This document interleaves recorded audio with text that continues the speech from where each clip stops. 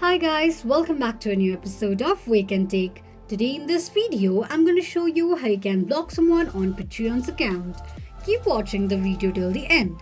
To block someone on Patreon, firstly go ahead and launch open your Patreon application. The homepage of Patreon application will appear on the screen. Click on search icon at the bottom right corner of the page. Search for the person you'd like to block and tap on it. On the next page, click on three dots at the top right corner of the screen and from the displayed options, click on block. Confirm blocking of a person by tapping on block once again. This is how you can block someone on Patreon quickly and easily just in few steps. If you have any thoughts or queries, let us know in the comments section. Don't forget to subscribe to our channel. Also press the notification bell icon so that YouTube will notify you whenever we post a new video. I hope this video was helpful to you.